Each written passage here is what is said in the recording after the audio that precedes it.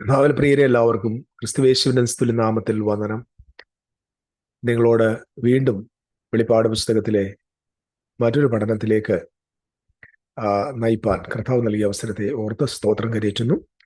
കഴിഞ്ഞ ദിവസം നമ്മൾ തുയതേര സഭയെക്കുറിച്ച്, ആ പട്ടണത്തെക്കുറിച്ച്, അവിടുത്തെ സംസ്കാരത്തെക്കുറിച്ച്, ആ സഭയുടെ പശ്ചാത്തലം എന്താണ് എന്നതിനെക്കുറിച്ച് നമ്മൾ അല്പമായിട്ട് വിശദീകരിക്കുകയുണ്ടായി.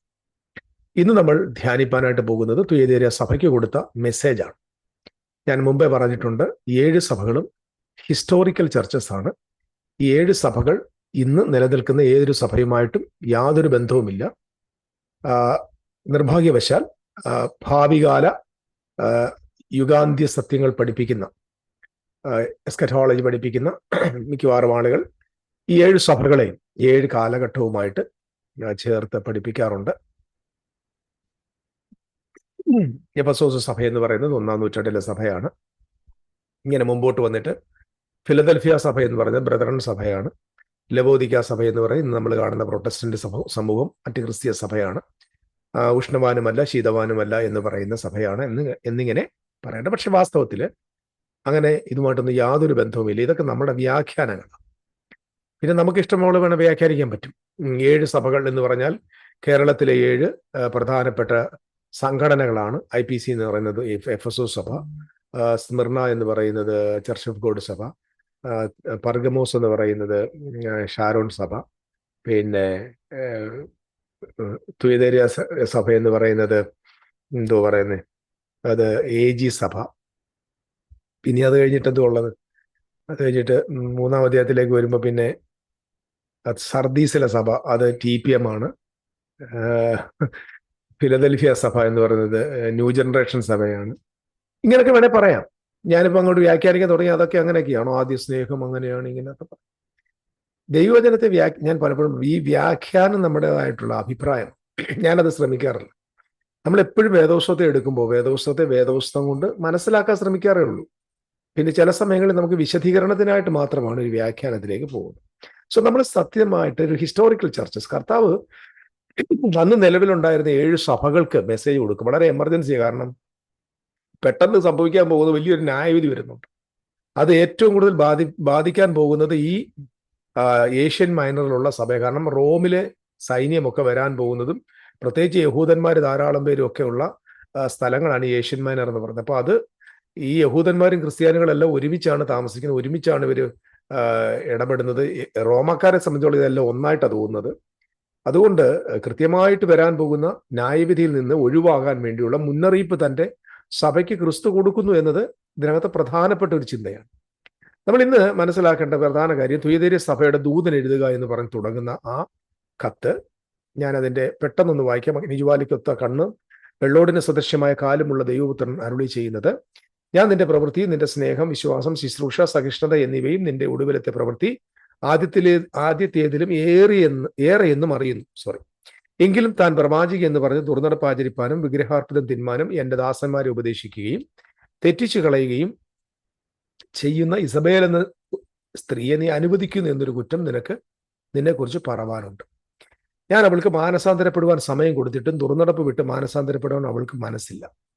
ഞാൻ അവളെ കിടക്കയിലും അവളുമായി വ്യഭിചരിക്കുന്നവരെ അവളുടെ നടപ്പ് വിട്ട് മാനസാന്തരപ്പെടാതിരുന്നാൽ വലിയ കഷ്ടതയിലും ആക്കിക്കളയും. അവളുടെ മക്കളെയും ഞാൻ കൊന്നുകളയും. ഞാൻ ഉടുപ്പുകളെയും ഹൃദയങ്ങളെയും ആരായുന്നവൻ എന്ന് സകല സഭയും അറിയും. നിങ്ങളുടെ പ്രവൃത്തിക്ക് തക്കവണ്ണം ഞാൻ നിങ്ങൾക്ക് എല്ലാവർക്കും പകരം ചെയ്യും. എന്നാൽ ഈ ഉപദേശം കൈക്കൊള്ളാതെയും അവർ പറയുന്നത് പോലെ സാത്താന്റെ ആഴങ്ങൾ അറിഞ്ഞിട്ടില്ലാതെയും തുയതേരിലെ ശേഷം പേരോട് വേറൊരു ഭാരം ഞാൻ നിങ്ങളുടെ മേൽ ചുമത്തുന്നില്ല. എങ്കിലും നിങ്ങൾക്കുള്ളത് ഞാൻ വരും വരെ പിടിച്ചുകൊള്ളുവിൻ എന്ന് കൽപ്പിക്കുന്നു. It's very very important. അപ്പോൾ ഇതൊക്കെ ഹിസ്റ്റോറിക്കൽ ചർച്ചയാണ്. ഞാൻ പറഞ്ഞതിൻ്റെ കാരണം തന്നെ ആ സഭ നിലനിൽക്കുന്ന സമയത്ത് തന്നെ നമ്മുടെ കർത്താവായ യേശു ക്രിസ്തു വരുമെന്ന് ഞാനിപ്പം പല സഭകൾ മുമ്പ് ഞാൻ പറഞ്ഞിട്ടുണ്ട്. ഞാൻ വന്ന് നിങ്ങളുടെ നിലവിളക്ക് നിങ്ങളുടെ നടുവിൽ നിന്ന് നീക്കിക്കളയും, ഞാൻ വന്ന് നിങ്ങൾക്ക് പ്രതിഫലം തരും, ഇങ്ങനെയൊക്കെ ഉണ്ട്.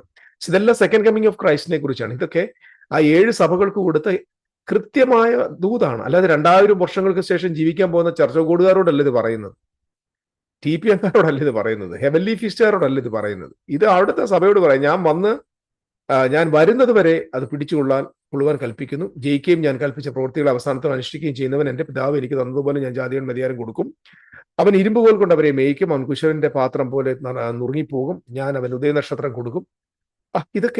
ഇതെല്ലാം these all things are connected with ഒരുപാട് ബൈബിൾ റെഫറൻസുമായിട്ട് ബന്ധമുണ്ട്. ഞാൻ അതിലേക്ക് പെട്ടെന്നൊന്ന് പോവുകയാണ്. ഞാൻ തയ്യാറാക്കി വെച്ചിരിക്കുന്ന ചില ആശയങ്ങൾ നിങ്ങളുടെ മുമ്പിലേക്ക് ഒന്ന് പറയാം. ഓക്കെ, തുയതീര സഭയുടെ സന്ദേശം ആരംഭിക്കുന്ന ക്രിസ്തു തന്നെ ദൈവപുത്രനായി വെളിപ്പെടുത്തുന്നതോടെയാണ്. നമുക്കതറിയാം. അവന്റെ കണ്ണുകൾ അഗ്നിജ്വാല പോലെയും പാദങ്ങൾ ചുട്ടുപഴുത്ത വെള്ളോടിന് സദൃശ്യം പോലെ ഇരിക്കും നമ്മൾ കാണാം. ഈ വിവരണം ക്രമരഹിതമായ ഒരു ഭാവനയല്ല. എന്തോ ചുമ്മാതെ ഇങ്ങനെ പറയുന്നത് കണ്ണ് അഗ്നിജ്വാല പോലെ ഇരിക്കുന്ന, കാല് ചുട്ടുപഴുത്ത വെള്ളോടിന് പോലെ ഇരിക്കുന്നു പറഞ്ഞ ജസ്റ്റ് ഒരു റാൻഡം എക്സ്പ്ലനേഷൻ അല്ല, മറിച്ച് പഴയ നിയമത്തിലെ ദേവാലയ, പുരോഹിത, ദിവ്യ, ന്യായവിധി തുടങ്ങിയ മുഴുവൻ ആഴമായ സത്യങ്ങളുടെ പ്രതീകങ്ങളാണ് ഈ പദപ്രയോഗങ്ങൾ എന്ന് നിങ്ങൾ മറക്കരുത്.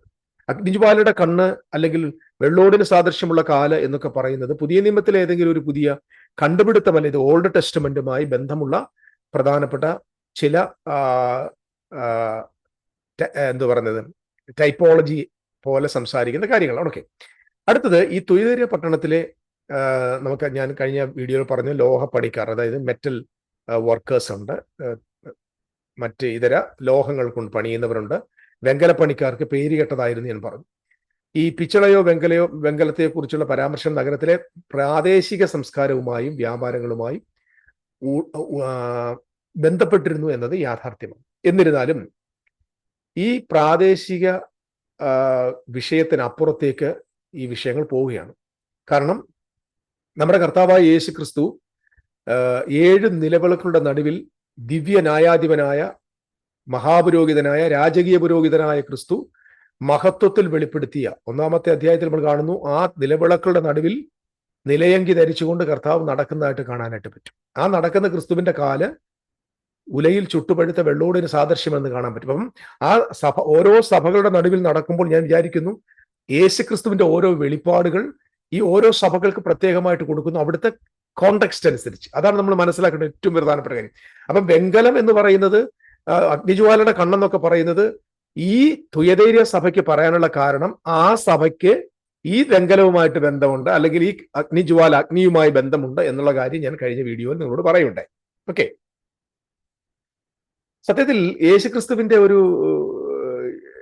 ഈ ഒരു വർണ്ണന നമ്മൾ ഒരിക്കലും യേശുക്രിസ്തുവിന്റെ എന്തോ ഒരു പ്രത്യേകത അല്ലെങ്കിൽ എന്തുവാ ഒരു പ്രത്യേക വിവരണമായിട്ടല്ല നമ്മൾ മനസ്സിലാക്കണം. മറിച്ച് ജ്വലിക്കുന്ന കണ്ണുകളും തിളങ്ങുന്ന പിച്ചളയും അല്ലെങ്കിൽ വെള്ളോടും, സത്യം പറഞ്ഞ ഒരു ലാംഗ്വേജ് എന്ന് പറയുന്നത് ദൈവത്തിന്റെ ഒരു ക്രിസ്തുവിന്റെ ഒരു പ്രത്യേക മഹത്വം, ഒരു പ്രത്യേക മഹത്വമാണ്. അവന്റെ വിശുദ്ധി, അവന്റെ സർവജ്ഞാനം എല്ലാം കാണാൻ കഴിയുന്നത്, അവന്റെ ന്യായവിധിയുടെ അധികാരം തുടങ്ങിയ കാര്യങ്ങളെല്ലാം തന്നെ നമുക്ക് ഇതിൽ മനസ്സിലാക്കാനായിട്ട് പറ്റും. അതായത് ഈ വർണ്ണനയിൽ,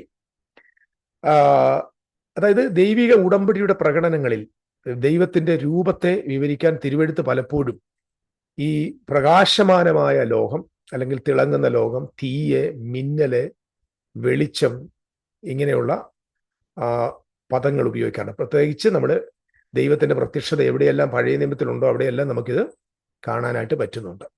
അതുപോലെ പുറപ്പാട് പുസ്തകത്തിൽ, എസെക്കിയേലിൽ, ദാനിയേലിന്റെ പ്രവചനത്തിൽ ദൈവത്തിന്റെ ദിവ്യ പ്രത്യക്ഷത എവിടെയുണ്ടോ അവിടെയെല്ലാം തീയുണ്ട്. ഇപ്പോൾ പുറപ്പാടിൽ അഗ്നിജ്വാലയിൽ പ്രത്യക്ഷനായിട്ട് കാണുന്ന തിളങ്ങുന്ന അല്ലെങ്കിൽ പ്രകാശമയമായവനെ കാണുന്നത് നമ്മൾ എസെക്കിയേലിൽ കാണുന്നുണ്ട്.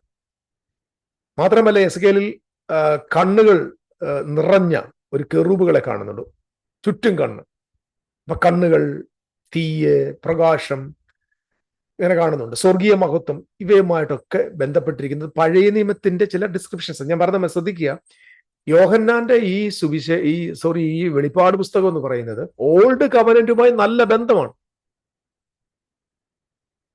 അതാണ് എപ്പോഴും പറയാറുണ്ട്. ഞാൻ എപ്പോഴും നമ്മുടെ ഗ്രൂപ്പിൽ ഞാൻ പറയാറുണ്ട്, നിങ്ങൾക്ക് പുതുനിയമം മനസ്സിലാക്കണമെങ്കിൽ നിങ്ങൾ ആദ്യം പഴയ നിയമം മനസ്സിലാക്കണം. പുതിയ നിയമത്തിന്റെ റെഫറൻസ് പഴയ നിയമമാണ്. അവിടെ പോയിട്ടാണ് ഇത് പഠിക്കേണ്ടത്. അവിടെയാണ് ഇതിനെക്കുറിച്ചുള്ള വിശദീകരണങ്ങൾ കൊടുത്തിരിക്കുന്നത്. ഇപ്പൊ അഗ്നിജ്വാല പോലെയുള്ള കണ്ണുകൾ യേശുവിനെ കുറിച്ച് പറയുമ്പോൾ ആ ക്രിസ്തുവിനെ എല്ലാം കാണാൻ കഴിയുന്ന, എല്ലാറ്റിനെയും അറിയുന്ന ഒരു കാര്യത്തെയാണത്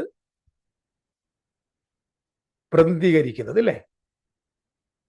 അതായത് കർത്താവ് യേശുക്രിസ്തുവിന് മുമ്പിൽ ഒന്നും മറഞ്ഞിരിപ്പില്ല. അവൻ ഹൃദയങ്ങളെയും മനസ്സുകളെയും പരിശോധിക്കുകയും ഉൾപ്പുകളെ അറിയുകയും ചെയ്യുന്നവനാണ്. അവന്റെ അറിവ് പൂർണ്ണമായതിനാൽ അവന്റെ ന്യായവിധി പൂർണ്ണം. ഇതാണ് അതിന്റെ ട്രൂത്ത്. അപ്പൊ ഇവിടുത്തെ ഈ ലോകത്തെ ഒരു ന്യായാധിപനും കൃത്യമായ നിലയിൽ ഒരു വിധി നടത്താൻ പറ്റത്തില്ല. ഏതെങ്കിലും മേഖലയിൽ ആ മനുഷ്യന് അല്ലെങ്കിൽ അത് അന്വേഷിച്ച വ്യക്തികൾക്ക് ആ ചെയ്ത കുറ്റത്തിന്റെ ഏതെങ്കിലും മറഞ്ഞ ഭാഗങ്ങൾ ഉണ്ടാകും. പൂർണ്ണമായ അറിവുള്ളവർക്ക് മാത്രമേ പൂർണ്ണമായ ന്യായവിധി നടത്താൻ പറ്റത്തുള്ളൂ. ഒരു ജഡ്ജ്മെന്റ് നടത്തണമെങ്കിൽ ആ ജഡ്ജ് എല്ലാം അറിഞ്ഞവരായിരിക്കും. അപ്പം ലോകത്തെ എല്ലാം അറിയാവുന്ന ഒരു ജഡ്ജ് നമ്മുടെ കർത്താവായ യേശുക്രിസ്തു മാത്രം അവന്റെ കണ്ണ് അഗ്നിജ്വാലയ്ക്കത്തുള്ളത് എന്ന് നമ്മൾ കാണും. അതുകൊണ്ടാണ് യേശുക്രിസ്തു സഭയോട് പറയാ, ഞാൻ നിന്റെ പ്രവർത്തികൾ അറിയുന്നു. കാരണം ആ കണ്ണുകൊണ്ട് പറഞ്ഞു, എവ്രി നൂക്ക് ആൻഡ് കോർണർ, നിന്റെ ജീവിതത്തിന്റെ എല്ലാ മുക്കിലും മൂലയിലും എവിടെയെല്ലാം മറഞ്ഞിട്ടുണ്ട് അതെല്ലാം അറിയുന്ന ഒരു കർത്താവിനെയാണ് നമ്മളിവിടെ കാണുന്നത്. അഗ്നിജ്വാലയുള്ള കണ്ണുകൾ സർവജ്ഞാനത്തെ പ്രതീകപ്പെടുത്തുന്നു. കഷ്ടപ്പാടുകൾക്കും കീഴിലുള്ള, പീഡനത്തിന്റെ കീഴിലുള്ള സഭയുടെ അധ്വാനം, അവരുടെ ക്ഷമ, അവരുടെ സ്നേഹം, അവരുടെ സഹിഷ്ണുത, അവരുടെ വിശ്വസ്തത എല്ലാം അഗ്നിജ്വാലയുള്ള ദൈവം, ആ കണ്ണുള്ള ദൈവം കാണുന്നു എന്ന ഒരു വലിയ എനിക്ക് തോന്നുന്നു ഒരു എൻകറേജിങ് വേർഡായി. Praise the Lord. മോശയുടെ അടുക്കൽ ഒരിക്കലും ഇറങ്ങി വന്ന തമ്പുരാൻ ഇസ്രായേൽ മക്കളെ കുറിച്ച് പറയുന്നൊരു വാക്കുണ്ട്, ഞാൻ അവരുടെ കഷ്ടത കണ്ടു. ഈ 2 പ്രാവശ്യം എപ്പോഴും പഴയ നിയമത്തിൽ എവിടെയെങ്കിലും ഈ 2 പ്രാവശ്യം ഒരേ കാര്യം പറഞ്ഞാൽ അർത്ഥം അതിൻ്റെ ആ ഇന്റൻസിറ്റിയാണ്. നമ്മുടെ ഇംഗ്ലീഷ് ഭാഷ പോലെ എന്താ ഗുഡ്, ബെസ്റ്റ്, എന്താ ഇങ്ങനെ പറയത്തില്ലേ, സൂപ്പർലേറ്റീവായിട്ട് സംസാരിക്കത്തില്ലേ, അതുപോലെ സൂപ്പർലേറ്റീവായിട്ട് ഞാൻ കണ്ടു, അവരുടെ നിലവിളി ഞാൻ കേട്ടു, കഷ്ടത ഞാൻ അറിയുന്നു. അപ്പൊ ദൈവം ഇവിടെ കൃത്യമായ നിലയിൽ പറയാം, ഞാൻ നിങ്ങളെ കണ്ടു, അവരുടെ കഷ്ടത കണ്ടു, സ്നേഹം കണ്ടു, ക്ഷമ കണ്ടു, സഹിഷ്ണുത കണ്ടു, നിങ്ങളുടെ വിശ്വസ്തതയെ ഞാൻ കണ്ടു. ബിക്കോസ് എന്റെ കണ്ണ് അഗ്നിജ്വാലയുടെ കണ്ണ്. ഈ വാക്കുകൾ നമ്മൾ എബ്രായ ലേഖനം 6-ാം അധ്യായവുമായിട്ട് ഉള്ള സാമ്യമുള്ളതായിട്ട് കാണാൻ പറ്റും. ഏതാ ഈ അഗ്നിജ്വാല? അവിടെ ദൈവം തന്റെ നാമത്തോട് കാണിച്ച സ്നേഹത്തിന്റെയും അധ്വാനത്തെയും മറക്കരുതെന്ന് പറയുന്നു. 2 ഭാഗങ്ങളും പരീക്ഷണ സമയത്ത് സഹിഷ്ണുതയെ ഊന്നി പറയുന്നു. അതായത് എബ്രായ ലേഖനം 6-ാം അധ്യായം നിങ്ങൾ നോക്കിയാൽ മതി. പഴയ ഉടമ്പടി യുഗത്തിന്റെ അവസാന നാളുകളിൽ സഭ ജീവിച്ചിരുന്നു. നമുക്കറിയാം, ഈ സഭ എന്ന് പറയുന്നത് ഓൾഡ് കവനന്റ് അവസാനിക്കുന്ന സമയം. ഇതെല്ലാവരും മനസ്സിലാക്കണം. പല പ്രാവശ്യം ഞാൻ എത്രയോ പ്രാവശ്യം പറയുന്നുണ്ട്. ഇത് മനസ്സിലാക്കാത്തത് കൊണ്ടാണ് ഈ ഉപദേശിമാര് ഈ പലതും തെറ്റ് പഠിപ്പിക്കുന്നത്. ഈ കഴിഞ്ഞ ദിവസം ആരോ എന്നെ വിളിച്ചിട്ട് പറഞ്ഞു, നമ്മുടെ ഗ്രൂപ്പിലുള്ള ഒരു പ്രിയപ്പെട്ട ആന്റിയാണ് വിളിച്ചിട്ട്, ഒരു വലിയ പാസ്റ്റർ, കേരളത്തിൽ അറിയപ്പെടുന്ന ഒരു IPC സഭയിലെ ഏറ്റവും വലിയൊരു ബൈബിൾ ടീച്ചർ, രക്ഷയ്ക്ക് 3 വശമുണ്ട്, രക്ഷയ്ക്ക് 3 കാലമുണ്ട്. നാം രക്ഷിക്കപ്പെട്ടുകൊണ്ടിരിക്കുന്നു, രക്ഷിക്കപ്പെടും. ഇതെവിടുന്ന് വന്നറിയോ? ഈ ട്രാൻസിഷൻ പീരീഡും അറിയാത്ത തിയോളജിയന്മാർ ഉണ്ടാക്കി വെച്ച തിയറിയാണ്. ട്രാൻസിഷൻ എന്ന് പറഞ്ഞാൽ അറിയാം, അതായത് യേശുക്രിസ്തുവിൽ വിശ്വസിച്ചു, പക്ഷേ ആ വിശ്വാസം അതിന്റെ പൂർണ്ണത്തിലെത്തണം, AD 70 എത്തണം. ആ ട്രാൻസാക്ഷൻ പീരീഡ് കഴിയുമ്പോൾ മാത്രമേ അത് അവരുടെ അക്കൗണ്ടിലേക്ക് എന്ത് ചെയ്യത്തുള്ളൂ, ക്രെഡിറ്റ് ആവത്തുള്ളൂ. പക്ഷെ അക്കൗണ്ടിൽ അക്കൗണ്ട് ചെയ്താ അത് ഓക്കെ, നിങ്ങൾക്ക് അതുണ്ടെന്നുള്ള ഉറപ്പ് കിട്ടി. അതാണ് പ്രത്യാശയാലല്ലോ നമ്മൾ രക്ഷിക്കപ്പെട്ടിരിക്കുന്നത് പറഞ്ഞത്. ഇത് എടുത്തിട്ട് 21-ാം നൂറ്റാണ്ടിൽ പ്രസംഗിക്കുമ്പോൾ അതിന്റെ അർത്ഥം എന്ന് പറയുമ്പോൾ, ഞാനൊരു ചോദ്യം തിരിച്ചു ചോദിച്ചത്, നമ്മൾ ദൈവത്തിൽ നിന്ന് ജനിച്ചു എന്നൊരു നമുക്ക് ഇങ്ങനെ എടുക്കാം. ഞാൻ കർത്താവിൽ ജനിച്ചോണ്ടിരിക്കുന്നു, ജനിക്കും എന്ന് പറഞ്ഞാൽ അതിന്റെ അർത്ഥം എന്താ? അതിന്റെ യുക്തി എന്താ? രണ്ടാമത്തെ ചോദ്യം, രക്ഷിക്കപ്പെട്ടോണ്ടിരിക്കുന്നു, രക്ഷിക്കപ്പെടും എന്ന് പറയുമ്പോൾ എവിടുന്നാ രക്ഷിക്കപ്പെടണ്ടേ? ഒന്ന് പറ, എവിടുന്നാ രക്ഷിക്കപ്പെടണ്ടേ? അപ്പൊ പറയും പാപത്തിൽ നിന്നാണ്. തിരിച്ചു ചോദ്യം, ഈ പാപത്തിൽ നിന്ന് രക്ഷിക്കപ്പെട്ട ആളുകാരും പിന്നെ പാപം ചെയ്യാറില്ല? അത് ചെയ്യാറുണ്ട്. അതെന്താ? മനുഷ്യൻ ബലഹീനനാണ്. എങ്കിൽ പിന്നെ ആ മനുഷ്യന്റെ ബലഹീനതയും കൂടെ അറിഞ്ഞ് പരിശുദ്ധാത്മാവിന് പൂർണ്ണമായിട്ട് അങ്ങ് വിടുവിക്കാൻ പറ്റത്തില്ല. പറ്റത്തില്ല. അതുകൊണ്ടാണ് നമ്മൾ ഓരോ ദിവസവും രക്ഷിക്കപ്പെട്ടുകൊണ്ടിരിക്കണം. എന്തോ ഒരു യുക്തിയായത്, എന്തോന്ന് രക്ഷ ഇതൊക്കെ? ഇതാണോ സുവിശേഷം? ഇത് ആരെ കളിപ്പിക്കാൻ വേണ്ടിയാ? യേശുക്രിസ്തുവിലൂടെ വിഭാവന ചെയ്ത സുവിശേഷത്തിന്റെ മാർമിക സത്യത്തെ നമ്മുടെ സംഘടനക്കാർക്ക് വേണ്ടി വളച്ചൊടിക്കുകയല്ലേ? എന്തുകൊണ്ടാണ് ഇവർക്ക് ഇത് പറയാൻ പറ്റാഞ്ഞേ? ഈ ട്രാൻസിഷൻ എന്നത് ഇവർക്ക് മനസ്സിലായിട്ടില്ല. ബഹുഭൂരിപക്ഷം തിയോളജൻസിന് പറയും, പ്രത്യേകിച്ച് വെസ്റ്റേൺ തിയോളജന്റെ കണ്ണി ചെവി പോലും അത് കേട്ടിട്ട്.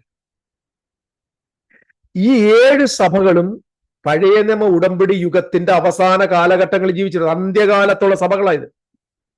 ആ 7 സഭ അല്ല ഇന്നുണ്ടായിരിക്കുന്ന സൊസൈറ്റികളല്ല ഞാൻ പറഞ്ഞത്. ഇന്നുള്ളതെല്ലാം സൊസൈറ്റി, ചർച്ച് ഓഫ് ഗോഡ് സൊസൈറ്റിയാണ്, AG സൊസൈറ്റിയാണ്, IP, ഇതൊന്നും സഭയൊന്നുമല്ല, ഇതെല്ലാം സൊസൈറ്റി. ആദ്യം മനസ്സിലാക്കുക. ഞാൻ ഇതെന്ത് പറഞ്ഞാലും കുറ്റപ്പെടുന്ന നിങ്ങൾക്ക് തോന്നി, ഇനി എന്റെ കുഴപ്പമല്ല, എന്റെ കുഴപ്പമല്ല, സൊസൈറ്റിയാണ്. അതുകൊണ്ടാണ് ആടി പീടി പാനല് യുദ്ധം പിന്നെ എന്തൊക്കെ ചപ്പൊക്കെ ഉണ്ടോ അതെല്ലാം ഉണ്ട്. എന്നിട്ട് ഇടയ്ക്കിടയ്ക്ക് പറയും വൈശ്യത്തേക്ക് വേണ്ടി ഇതെടുക്കണം, ഒരുപാടിന് വേണ്ടി, എന്നിട്ട് സ്വരമൊക്കെ മാറ്റി പറയും. ആനെ പട്ടിയാക്കാൻ പോകും. നിങ്ങൾ എന്ത് വിചാരിച്ചിരിക്കുന്നു? ഇതൊക്കെ എത്ര ലക്ഷം ജനങ്ങൾ കളിപ്പിക്കപ്പെടുക എന്ന് ആലോചിച്ച് നോക്കി. വഞ്ചിക്കപ്പെടുക. ഇതിന് വാ തുറന്ന് സംസാരിക്കാൻ കഴിവുള്ള ഒരുത്തം പോലും ഇല്ല ഇതിനകത്ത്. ഉണ്ട്. എന്നിട്ട് അതിനകത്ത് തന്നെ പറ്റിപ്പിടിച്ചിരിക്കും. പോയൊരു കല്ലെറിഞ്ഞിട്ട് പോയി അതേ വീട്ടിൽ തന്നെ കയറിയിരിക്കുകയും ചെയ്യും. ഞാൻ കല്ലെറിയാൻ പറയല്ല. Transition period is very very important. Okay. അപ്പൊ അന്ത്യകാലം എന്ന് പറഞ്ഞാൽ അവരുടെ 7 സഭകളുടെ എൻഡിലെ ഓൾഡ് കവനന്റ് അവസാനിക്കാൻ പോകുന്ന കാര്യം. അപ്പം ഒരുപാട് പീഡനങ്ങൾ വർദ്ധിച്ചു വരുന്നു, സമ്മർദ്ദങ്ങൾ വരുന്നു. ഇതിനെല്ലാം വിധേയമായി കൊണ്ടാണ് ഈ സഭകളായിരിക്കുന്നത്. നമ്മൾ ഇന്ന് കാണുന്ന സഭ സാബത്തിലാണ്. ഇതൊക്കെ പറയാൻ തുടങ്ങി കഴിഞ്ഞാൽ ആൾ പറയും, നമുക്കൊരു ശബത്ത് ശേഷിപ്പിച്ചിരിക്കുന്നു പറഞ്ഞാൽ ആൾ വിചാരിക്കുന്നത് ചത്തശേഷം വന്ന. നോ. AD 70 ശേഷം church entered into eternal Sabbath. We are in the resting position. പക്ഷെ സമാധാനത്തോടെ ഒറ്റ വിശ്വാസി ജീവിച്ചിരിപ്പില്ല. You are in a resting position. We are in Sabbath. ക്രിസ്തുവിലൂടെ സാധ്യമായ സാബത്തിലാണ് നമ്മൾ ജീവിക്കുന്നത്. Praise lord. അതാണ് സമാധാനം. പക്ഷേ സ്വസ്ഥതയുണ്ടോ? ഡെലിവറൻസ്, വിടുതൽ, പ്രൊമോഷൻ, വിടുതൽ, ബന്ധനങ്ങൾ അഴിയുന്നു, കെട്ടുകൾ അഴിയുന്നു. ഞാൻ സ്തോത്രം. യേശുക്രിസ്തു കൃത്യമായിട്ട് ഇവരോട് പറയാം, നിങ്ങൾ പ്രതിസന്ധിയുടെ നടുവിൽ സഹിഷ്ണുതയോടെ തുടരുവാൻ യേശു കർത്താവ് അവരെ ഉദ്ബോധിപ്പിക്കുകയാണ്. അടുത്തത് ഈ ഭാഗങ്ങളിൽ നമ്മൾ ക്ഷമ എന്നൊക്കെ പറയുന്ന വാക്കുകൾ ഞാൻ എല്ലാത്തിനും എടുക്കുന്നില്ല. ഈ കഷ്ടപ്പാടുകൾ കീഴിലുള്ള സ്ഥിരമായ സഹിഷ്ണുതയെ കാണിക്കുകയാണ്. ഒരു പരിവർത്തന യുഗം, അതായത് ഒന്നിൽ നിന്ന് മറ്റൊന്നിലേക്ക് ട്രാൻസിഷൻ, സംക്രമണ കാലത്ത് വിശ്വാസികൾ നിശ്ചയമായിട്ടും പലവിധമായ ഭാരങ്ങളിലൂടെ, പീഡനങ്ങളിലൂടെ കടന്നുപോയത് നിങ്ങൾ മറന്നു പോകരുത്. കാരണം ഓൾഡ് കവന്റ് അവസാനിക്കാൻ പോകുന്ന അതിൻ്റെതായ സംഘർഷമുണ്ട്, ആ ജനതയിൽ നിന്ന് അനുഭവിക്കുന്ന പീഡനങ്ങളുണ്ട്, ധാരാളമായ പ്രതിസന്ധികളിലൂടെ സഭ പോകുമ്പോൾ മറ്റൊന്നിലേക്ക്, മറ്റൊരു യുഗത്തിലേക്ക്, മറ്റൊരു ഡയമെൻഷനിലേക്ക് കയറുമ്പോൾ ലാസ്റ്റ് മൊമെന്റിൽ അനുഭവിക്കുന്ന ആ പ്രസവവേദന, ആ ഈറ്റുനോവ് ക്രിസ്തുവിന്റെ സഭയെ കൃത്യമായ നിലയിൽ ബാധിച്ചിരുന്നു. ആ വേദനകൾ അവർ സഹിച്ചിരുന്നു. 1-ാം നൂറ്റാണ്ടിലെ സഭകൾ കൃത്യമായ ആ ഈറ്റുനോവ് അനുഭവിച്ചിരുന്നു എന്നത് നിങ്ങൾ മറക്കരുത്. So much pain and persecution. അതുകൊണ്ടാണ് നമ്മിൽ വെളിപ്പെടുവാനുള്ള തേജസ് വിചാരിച്ചാൽ ഈ കാലത്തിലെ കഷ്ടങ്ങൾ സാരമില്ല എന്ന് പറയുന്നു. ഈ കാലത്തിലെ കഷ്ടം എന്ന് പറഞ്ഞാൽ 21-ാം നൂറ്റാണ്ടിലെ കഷ്ടമല്ല കേട്ടോ. 1-ാമത്തെ നൂറ്റാണ്ടിലെ ചർച്ചിൽ വെളിപ്പെടാൻ പോകുന്ന ക്രിസ്തുവിന്റെ തേജസ്. ആ തേജസ് വെളിപ്പെടാനിരിക്കുന്നത് കൊണ്ട് അന്നവർ അനുഭവിച്ചു കൊണ്ടിരുന്ന കഷ്ടങ്ങൾ സാരമില്ല എന്ന് പൗലോസ് റോമൻ സഭയ്ക്ക് ദൂത് എഴുതുക. So these all things are. അല്ലാതെ നമ്മളിപ്പം നമ്മുടെ സഹോദരങ്ങൾക്ക് കഷ്ടത എന്ന് പറഞ്ഞാൽ ഉടനെ എന്താ? പട്ടിണി, കടഭാരം, രോഗം, ഷുഗർ, പ്രഷർ, ഹാർട്ട് ഡിസീസ്, ആശുപത്രി കയറി ഇറങ്ങുന്നു, ഇങ്ങനെയുള്ള അപകടങ്ങൾ, ഇതെല്ലാം നമ്മുടെ കഷ്ടം. ഇതൊന്നുമല്ല ബൈബിൾ പറഞ്ഞ കഷ്ടം, ഇതൊന്നുമല്ല. പിന്നെ നമ്മൾ ദിവസത്തെ നമ്മുടെ ഇഷ്ടത്തിന് നമ്മൾ ഇത് തന്നെ പ്രസംഗിക്കുകയും ചെയ്യും. നമ്മിൽ വെളിപ്പെടുവാനുള്ള തേജസ് വിചാരിച്ച. എന്റെ പൊന്ന് പ്രിയപ്പെട്ടവരെ, നമ്മിൽ വെളിപ്പെടാനുള്ള തേജസ് വെളിപ്പെട്ട് കഴിഞ്ഞെന്ന് വിശ്വസിക്കും. ഞാൻ മുമ്പ് പറഞ്ഞിട്ടൊരു ഉദാഹരണം ഞാൻ വീണ്ടും പറയാം. എന്ന് പറഞ്ഞാൽ എന്താ പറയുന്നത്, ലൈഫ് ഇൻഷുറൻസ് സാധനം ഉണ്ടല്ലേ. ലൈഫ് ഇൻഷുറൻസ് എന്ന് പറഞ്ഞു കഴിഞ്ഞാൽ ചത്തുപോയി കഴിഞ്ഞാൽ വീട്ടുകാർക്ക് പൈസ കിട്ടും, ജീവിച്ചിരിക്കുന്ന കാലത്ത് കിട്ടൂല. ഈ ക്രിസ്ത്യാനികൾ പഠിപ്പിക്കുന്ന മിക്ക കാര്യങ്ങളും ഇന്ന് പഠിപ്പിക്കുന്ന എല്ലാ ലൈഫ് ഇൻഷുറൻസ് ജീവകാലത്ത് കിട്ടത്തില്ല. ജീവകാലത്ത് നീ ഇങ്ങനെ സ്വപ്നം കണ്ടുകൊണ്ടിരിക്കത്തുള്ളൂ. 2 കോടി രൂപ ഞാൻ ലൈഫ് ഇൻഷുറൻസ് എടുത്തിട്ടുണ്ട്, അതിന്റെ പ്രീമിയം അടച്ചുകൊണ്ടിരിക്കുകയാണ്. ഇൻസ്റ്റാൾമെന്റ് മാസാമാസത്തിലുള്ളതെല്ലാം വർഷാവർഷം ഞാൻ അടയ്ക്കുന്നുണ്ട്. 2 കോടി എന്ന് പറഞ്ഞിട്ട് അവൻ്റെ ഒരു ദിവസം ചത്തുപോവുകയും ചെയ്യും. അല്ലെങ്കിൽ വല്ല വണ്ടിക്കിടയിലെല്ലാം കയറി ആക്സിഡന്റ് ആവും. മരിച്ചു പോയി കഴിഞ്ഞാൽ എന്ത് ചെയ്യും? വീട്ടുകാർക്ക് 2 കോടി കിട്ടും. സത്യം പറഞ്ഞാൽ നീ കാണുന്ന സ്വപ്നം നിന്റെ തലമുറ അനുഭവിക്കും. ഇത് തന്നെയാണ് ഇന്ന് സംഭവിച്ചുകൊണ്ടിരിക്കുന്നത്. നമ്മുടെ പിതാക്കന്മാര് ലൈഫ് ഇൻഷുറൻസ് എടുത്തു, മക്കളും ഇപ്പോൾ ലൈഫ് ഇൻഷുറൻസിലാണ്. ആരനുഭവിക്കുന്ന അറിയത്തില്ല. മിക്കവാറും ഇത് ഇങ്ങനെ തന്നെ കിടക്കത്തേ ഉള്ളൂ. അപ്പൊ രക്ഷ എന്ന് പറഞ്ഞാൽ ലൈഫ് ഇൻഷുറൻസ് അല്ല പ്രിയപ്പെട്ടവരെ, അല്ല. തേജസ് എന്ന് പറഞ്ഞാൽ ലൈഫ് ഇൻഷുറൻസ് അല്ല, ചത്തന് ശേഷം കിട്ടുന്നതല്ല. നിത്യജീവനോ നിത്യമായ ക്രിസ്തുവിനോടുള്ള മഹത്വമോ ഗ്ലോറിയോ സാബത്ത് ഇതൊന്നും ചത്തതിന് ശേഷം ലഭിക്കുന്നതല്ല. ഇതെല്ലാം ജീവിച്ചിരിക്കുന്ന കാലത്ത് അനുഭവിക്കേണ്ടതാണ്. ഇത് സഭ അനുഭവിക്കണം. അതിനായിട്ട് ദൈവം നമ്മളെ വിളിച്ചിരിക്കുന്നത്. ഓക്കെ, ഞാൻ പോവാം അടുത്ത വാക്യത്തിൽ. കർത്താവായ യേശു ക്രിസ്തു നമുക്കറിയാം വിശുദ്ധ മന്ദിരത്തിലേക്ക് പ്രവേശിച്ച് ഞാൻ കൂടുതൽ വിശദീകരിക്കുന്നില്ല. അവൻ തിരികെ വരാൻ പോകുന്നു, അതുവരെയുള്ള കാലഘട്ടം, ദ ട്രാൻസിഷൻ പീരീഡ് ഒക്കെ. അപ്പൊ തുയതേരിയിലെ പ്രധാന പ്രശ്നം എന്ന് പറഞ്ഞാൽ മറ്റിതര സഭകൾക്കുള്ളതുപോലെ തന്നെ പ്രശ്നങ്ങൾ ഇവർക്കും ഉണ്ടായിരുന്നു. അതായത് നിയമപരമായി ദൈവവുമായിട്ടുള്ള ബന്ധത്തിന്റെ ഇടയിലുള്ള വിട്ടുവീഴ്ചകളും യഹൂദ മതത്തിന്റെ സ്വാധീനവും വ്യാജമായ പഠിപ്പിക്കലുകളൊക്കെ തുയതേരിയ സഭയും കൃത്യമായ നിലയിൽ ബാധിച്ചിരുന്നു നമുക്ക് വായിപ്പാനായിട്ട് കഴിയും. പ്രത്യേകിച്ച് ഇവിടെ ഒന്ന് രണ്ട് പേരുകൾ വെളിപ്പെടുത്തുന്നുണ്ട്. ഒന്ന്, ഇതിനകത്ത് പ്രധാനപ്പെട്ട പേര് ഇസബേൽ എന്നുള്ള പേരുള്ള ഒരു സ്ത്രീയെ നീ സഹിക്കുന്നു എന്ന് സഭയെ കർത്താവ് ശാസിക്കുക, ഒരു കുറ്റം കാണുന്നുണ്ട്. നീ അവരെ സഹിക്കുക. ഈ വെളിപ്പാടിലുടനീളം നമുക്ക് കാണാൻ പറ്റുന്ന കുറച്ച് ഇമേജറി ഉണ്ട്. ഇമേജറി എന്ന് പറഞ്ഞാൽ ഫിഗറേറ്റീവായിട്ട് സംസാരിക്കുന്നുണ്ട്. അതായത് ഇസബേൽ, സോദോം, ഈജിപ്റ്റ്, ബാബിലോൺ, ഇങ്ങനെയൊക്കെയുള്ള പദങ്ങൾ സ്പിരിച്വലി സംസാരിക്കുകയാണ്. സ്പിരിച്വലി സംസാരിക്കുക എന്ന് പറഞ്ഞു കഴിഞ്ഞാൽ അക്ഷരാർത്ഥത്തിൽ ഇസബേലിനെ കുറിച്ചല്ല പറയുന്നത്. പക്ഷെ ഇസബേൽ എന്നൊരു ആള് ഓൾഡ് ടെസ്റ്റമെന്റിൽ ആഹബിന്റെ ഭാര്യയായി ഏലിയാവിന്റെ കാലഘട്ടത്തിൽ ജീവിച്ചിരുന്നു നമുക്കറിയാം, ഇല്ലേ? അവൾ ചെയ്തു കൂട്ടിയ ക്രൂരകൃത്യങ്ങൾ എന്താണെന്ന് നമുക്കറിയാം. ബാബിലോൺ എന്താന്ന് നമുക്കറിയാം. ബാബേൽ എന്താണെന്നറിയാം. ബാബിലോൺ അത് അക്ഷരാർത്ഥത്തിൽ ഹിസ്റ്റോറിക്കൽ പ്ലേസ് ആണ്. ഒരു സാമ്രാജ്യത്തിന്റെ പേര് ബാബിലോൺ എന്നാണ്. ഈജിപ്റ്റ് എന്ന് പറയുന്നത് ഒരു സാമ്രാജ്യമാണ്. സോദോം എന്ന് പറയുന്നത് ഒരു പട്ടണമാണ്. ഇതൊക്കെ ഹിസ്റ്റോറിക്കലി ഒരു പ്ലേസ് ആണ്. പക്ഷേ ഇവിടെ വെളിപ്പാടിൽ ഉപയോഗിക്കുമ്പോൾ അത് ഫിഗറേറ്റീവായിട്ട് ഉപയോഗിക്കുക. അതിന്റെ പകരമായിട്ട് എന്ത് ചെയ്യാണ്? ഒരു ഇമേജറിയാണ് നല്ലത്. ഇമേജറി ആയിട്ട് ഉപയോഗിക്കുക. ഞാൻ ഈ പറഞ്ഞതിനകത്ത് എന്തെങ്കിലും തെറ്റോടെ ക്ഷമിക്കുക. ഇമേജറി ആയിട്ട് അത് അവിടുത്തെ ഇമേജ് എടുത്ത് ഇവിടെ പ്ലേസ് ചെയ്യുക. അപ്പൊ ഇവിടെ ഇസബേൽ എന്ന് പറയുന്ന സ്ത്രീയുടെ പ്രത്യേകത എന്താണ്? ഇസബേലിന്റെ ഒരു പ്രതീകാത്മകമായിട്ടാണ് ഉപയോഗിക്കുന്നത്. അതായത് ബാലിനെ ആരാധിക്കുവാനായിട്ട് ഇസ്രായേലിനെ പ്രേരിപ്പിച്ച ഒരു സ്ത്രീ. ബാലാരാധന, കാരണം അവൾ വന്നത് തന്നെ സൂറോഫൈനിക്ക് എന്ന് പറഞ്ഞ നമ്മുടെ സറാഫാത്ത് ആ ഏരിയയിൽ നിന്ന് വന്നു. സോർ സീതോൻ ദേശത്ത് നിന്ന് വന്നവളാണ്. അവൾ ബാലിനെ ആരാധിച്ചുകൊണ്ടിരുന്ന ഒരു സ്ത്രീ. ആ ആരാധന ഇസ്രായേലിലേക്ക് കൊണ്ടുവന്ന് ആത്മീകമായ അഡൾട്ടറി, എപ്പോഴും ഞാൻ പറയാം സ്പിരിച്വൽ അഡൾട്ടറി എന്ന് പറഞ്ഞാൽ മറ്റ് അന്യദേവന്മാരെ ഇസ്രായേൽ സേവിക്കാൻ പോകുന്നതിനെയാണ് അഡൾട്ടറി എന്ന് പറയുന്നത്. അപ്പം ഇസബേൽ എന്ന് പറഞ്ഞ സ്ത്രീ എന്ത് ചെയ്യുന്നുണ്ട്? ആത്മീകമായ ഒരു അഡൾട്ടറിയിലേക്ക് ജനത്തെ നയിച്ചു, വശീകരിച്ചു എന്ന് നമ്മൾ കാണുന്നുണ്ട്. ഇത് പഴയ നിയമത്തിലെ ചിത്രം. അപ്പൊ ദൈവത്തിനെതിരെ മത്സരിക്കാൻ ഇസബേൽ എന്ത് ചെയ്തു? ആഹബിനെ പ്രേരിപ്പിച്ചു. അവൾ അധികാരം കൈകാര്യം ചെയ്തു. ആഹബിന്റെ അധികാരം ഇവള് കയ്യിൽ വെച്ചു. അവർ അച്ചാനായി മറന്നു, അവർച്ചാനായി എന്ന് പറഞ്ഞത്. വ്യാജ ആരാധനയെ അവൾ പ്രോത്സാഹിപ്പിച്ചു. നീതിമാന്മാരെ പീഡിപ്പിച്ചു. നിരപരാധികളുടെ രക്തം ചൊരിഞ്ഞു. ശ്രദ്ധിച്ചേക്കട്ടെ ഇസബേലിന്റെ പ്രത്യേകത. അതുപോലെ 1-ാം നൂറ്റാണ്ടുകളിലെ അവിശ്വാസികളായ യഹൂദന്മാർ ഇസ്രായേൽ ക്രിസ്തുവിനെ എതിർത്തു, സഭയെ പീഡിപ്പിച്ചു, ദൈവരാജ്യത്തിനെതിരായ പഴയ ഉടമ്പടി ക്രമം സംരക്ഷിക്കാൻ ശ്രമിച്ചു. ദൈവവചനത്തിന് വിരുദ്ധമായി ദൈവരാജ്യത്തിനെതിരെ. അപ്പം പഴയ നിയമത്തെ അനുസരിക്കാൻ പറയുന്നു, വ്യാജമായ ഉപദേശങ്ങൾ പഠിപ്പിക്കുന്നു, ക്രിസ്തുവിന്റെ സഭയെ ഉപദ്രവിക്കുന്നു, വിശുദ്ധന്മാരെ പീഡിപ്പിക്കുന്നു, വ്യാജമായത് ദൈവസഭയിൽ കൊണ്ടുവരാൻ ശ്രമിക്കുന്നു എന്ന് പറഞ്ഞാൽ ഇസബേൽ എന്താണോ ഓൾഡ് ടെസ്റ്റമെന്റിൽ ഇസ്രായേലിൽ കൊണ്ടുവരാൻ ശ്രമിച്ചത് അത് തന്നെ ഇവിടെ തുയതേരിയ സഭയ്ക്കകത്ത് എന്ത് ചെയ്യുക സംഭവിക്കുന്നു എന്ന് പരിശുദ്ധാത്മാവ് ക്രിസ്തു തന്റെ സഭയെ ബോധിപ്പിക്കുക. അപ്പൊ വെളിപ്പാട് പുസ്തകത്തിലെ ഈ ആത്മീകമായ അഡൾട്ടറി, അതിന്റെ പ്രതിച്ഛേദ പ്രധാനമായും ഞാൻ പറഞ്ഞു ഉടമ്പടിയുടെ അവിശ്വസ്തതയാണ്. അപ്പൊ ആരോടും ഒരു ബന്ധപ്പെട്ട് നിൽക്കുന്നു, അദ്ദേഹത്തെ പകരം മറ്റൊരാളെ സ്വീകരിക്കുന്ന നിലയിലേക്ക്. ഇപ്പൊ ദൈവത്തെ നിരസിച്ചും വിഗ്രഹങ്ങളെയും രാഷ്ട്രീയമായ സഖ്യങ്ങളെയും പിന്തുടർന്നും പരസംഗം ചെയ്ത ഒരു അവിശ്വസ്ത ഭാര്യയായി പ്രവാചകന്മാർ ഇസ്രായേലിനെ വിശേഷിപ്പിക്കുന്നുണ്ട്. ഇവിടെ അത് ആവർത്തിക്കപ്പെടുന്നു എന്ന കാര്യവും നിങ്ങൾ മറന്നു പോകരുത്.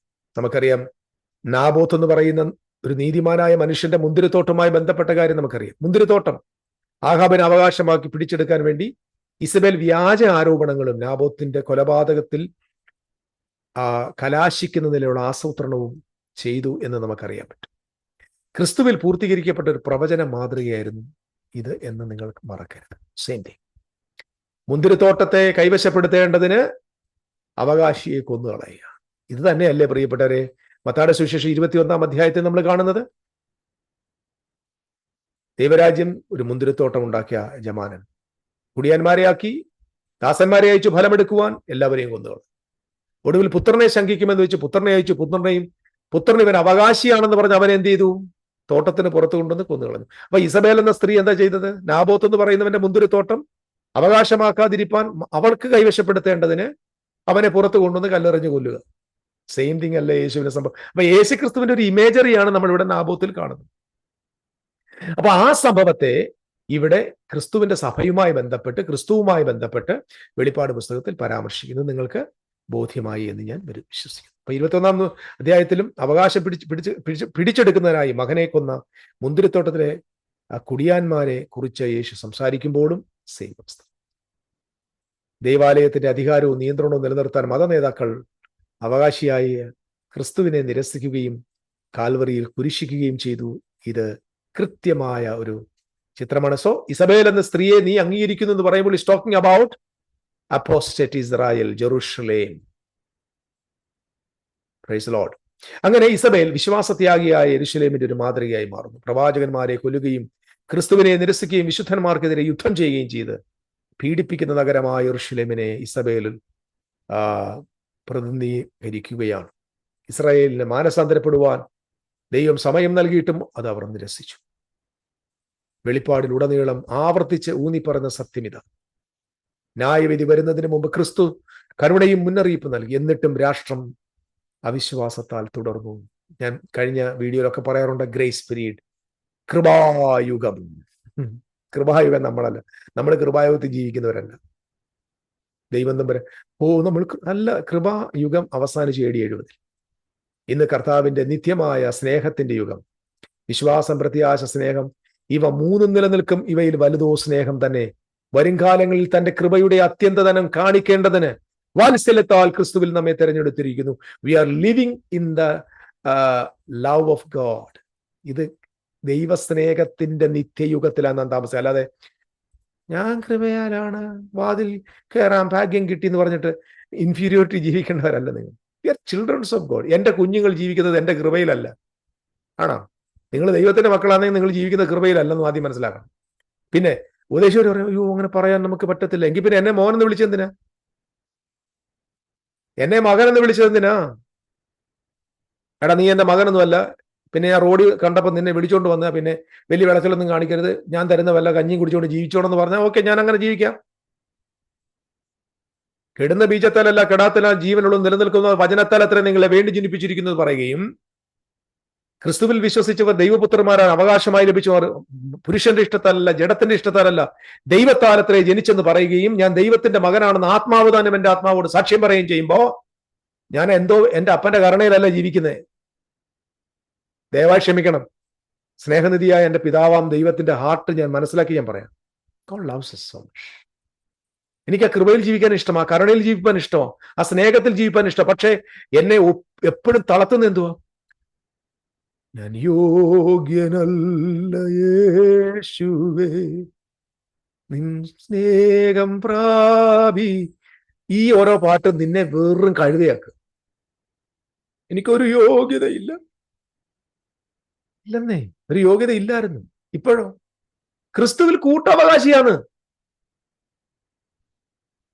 ഞാൻ ഏഴയാണ്, കൃമിയാണ്, പുഴുവാണ്, ചവിട്ടുമത്തയാണ്, ചാമ്പലാണ് എന്നും പറഞ്ഞുകൊണ്ട് സഭയ്ക്കകത്തിരുന്നിട്ട് നിന്റെ ഇൻഫീരിയോറിറ്റി കോംപ്ലക്സ് വെളിപ്പെടുത്തുന്നതല്ല ക്രിസ്ത്യാനിത്വം. ധൈര്യത്തോടെ നിന്റെ ഐഡന്റിറ്റി വിളിച്ചു പറ, I M A child of God. അത് പറയാൻ എന്നെ വിളിപ്പിച്ചത് എന്റെ അകത്തിരിക്കുന്ന ആത്മാവാണ്. സ്തോത്രം. ഞാൻ മുമ്പോട്ട് പോകും. പക്ഷെ നിർഭാഗ്യവശാൽ ഇസ്രായേലിന് അവസരം കൊടുത്തു, കൃപ കാണിച്ചു, ഗ്രേസ് പീരീഡ് 40 വർഷം കൊടുത്തു. ഇസ്രായേലിന് മിസ്രൈമിൽ നിന്ന് പുറപ്പെട്ട ഇസ്രായേൽ ജനതനെ കനാനിലെത്തുവാൻ 40 വർഷം. പക്ഷെ 40 വർഷവും അവർ പരീക്ഷിച്ചു. 40 വർഷവും ദൈവത്തെ അവിശ്വസിച്ചു. പട്ടുപോയി. അതുപോലെ ഈ യാത്രയിൽ താണ്ട ഇസ്രായേലിന് രണ്ടാമതൊരു പുറപ്പാട് കൊടുക്കുക. നിർഭാഗ്യവശാൽ അവർ പരാജയപ്പെട്ടു പോയത് കാണാൻ പറ്റും. സെയിം തിങ് നമ്മൾ ഈ യെരൂശലേമിന്റെ നാശം നമുക്ക് ഞാൻ കഴിഞ്ഞ പ്രാവശ്യം പറഞ്ഞ പോലെ രണ്ടാം പുറപ്പാടിന്റെ ഒരു ഇമേജറി ആണെന്നുള്ള കാര്യം നിങ്ങൾ മറന്നുപോകരുത്. വെളിപ്പാട് പുസ്തകം എന്ന് പറഞ്ഞ പുറപ്പാട് പുസ്തകത്തിന്റെ മറ്റൊരു ചിത്രീകരണം. കാരണം ബാധകൾ, രക്തം, വ്രണങ്ങൾ, അന്ധകാരം, ന്യായവിധി, എന്തു പറയുന്നത്, കലശം ഓരോന്ന് ഒഴിക്കുമ്പോൾ ഉണ്ടാകുന്ന ഓരോ കാര്യങ്ങൾ, ഈ ന്യായം ഇതൊക്കെ ആവർത്തിച്ചു വരിക. ഇത് തന്നെയല്ലേ നമ്മൾ പുറപ്പാട് പുസ്തകത്തിൽ കാണുന്ന ഈജിപ്തിനെതിരെയുള്ള ന്യായവിധി. അപ്പം ശ്രദ്ധിച്ചു കേൾക്കൂ, ഇവിടെ വെളിപ്പാട് പുസ്തകത്തിൽ യെരൂശലേമിനെ പറയുന്നത് ഈജിപ്റ്റ് എന്ന. അപ്പൊ ഈജിപ്തിൽ എന്താ സംഭവിച്ചേ? ദൈവത്തിന്റെ ജനമായ ഇസ്രായേലിനെ പീഡിപ്പിച്ച ഊഴിയ വേലക്കാർക്ക് നേരെ 10 ബാധ അയച്ചു. വെളിപ്പാട് പുസ്തകത്തിൽ 7 ബാധകൾ അയക്കുകയാണ്. പിടികിട്ടിയോ? ആരുടെ മേൽ? ആത്മീകമായി സോദോം എന്നും മിസ്രീം എന്നും പേരുള്ള നമ്മുടെ കർത്താവ് ക്രൂശിക്കപ്പെട്ട മഹാനഗരമായ യെരൂശലേം. അപ്പം ഏത് പഴയ നിയമത്തിൽ എന്ത് ഇമേജറിയാണോ കൊടുത്തിരിക്കുന്നത് അത് തന്നെ യോഹന്നാൻ ഇവിടെ പ്രയോഗിക്കുക. സെയിം ബാധ ആരുടെ പുറത്തു വരുന്നു? ഇസ്രായേലിന്റെ പുറത്തു വരുന്നു. എന്റെ പ്രിയപ്പെട്ട സഹോദരങ്ങളെ, വെളിപ്പാട് പുസ്തകം ഈ തലമുറയിലെ നമുക്കിടെ മേലോ ഈ ലോകത്തിലെ ആരുടെങ്കിലും മേൽ വരാൻ പോകുന്ന ന്യായവിധി അല്ല. നിങ്ങളെ തെറ്റിദ്ധരിപ്പിക്കുകയാണ്. കൃത്യമാണ് ഞാൻ ഈ പറയുന്നത്. നിങ്ങൾക്ക് തിരുത്താൻ പറ്റുമെങ്കിൽ തിരുത്ത് വേദോസം വെച്ച്. ആത്മീകമായി ഈജിപ്റ്റ് എന്ന് പറയുന്ന യെരൂശലേമിന്റെ മേൽ ന്യായവിധി വരുന്നു. ഇത് തന്നെയല്ലേ അക്ഷരാർത്ഥത്തിൽ ഈജിപ്തിന് വന്നത്? അതിന്റെ ഇമേജറിയല്ലേ ഇവിടെ സംഭവിച്ചത്? അതവിടെ ഈജിപ്റ്റ് ആയിരുന്നെങ്കിൽ ഇവിടെ ആത്മീയമായ ഈജിപ്റ്റായ മഹാനഗരമായ യെരൂശലേം.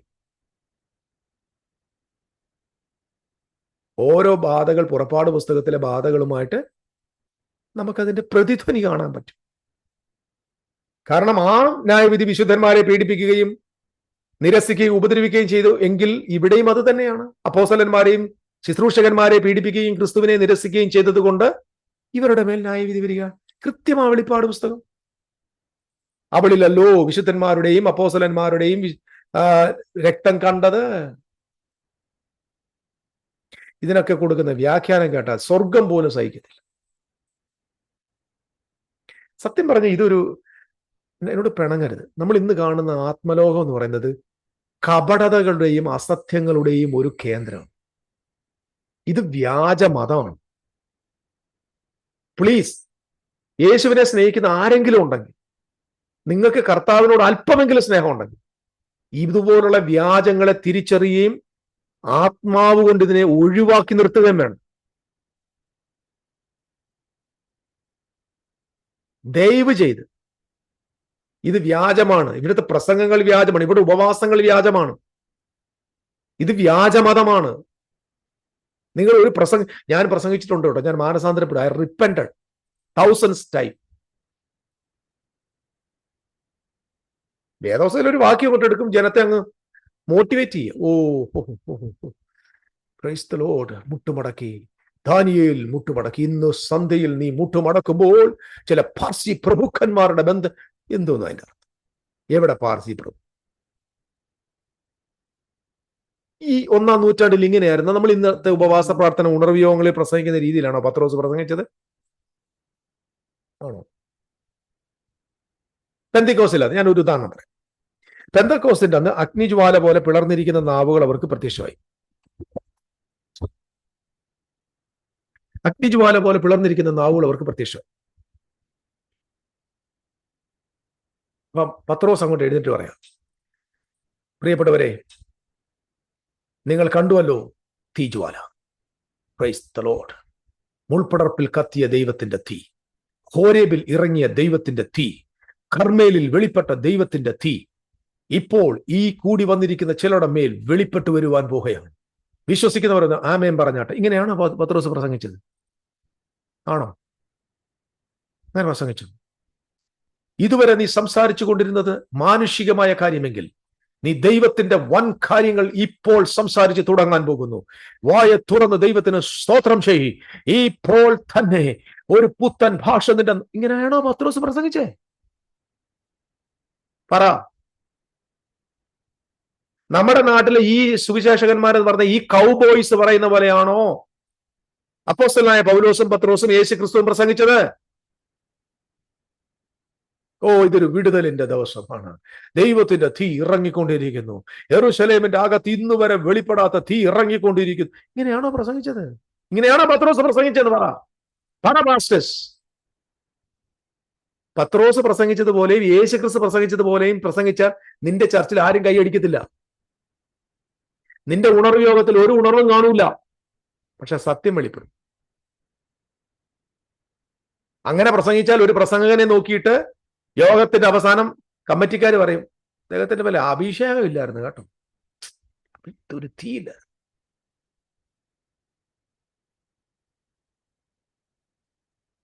ആറ്റം ബോംബിന് പവർ ഉണ്ടെന്ന് കാണിക്കാൻ ഇരിക്കുന്ന ഇടത്ത് കിടന്ന് തുള്ളണ്ട.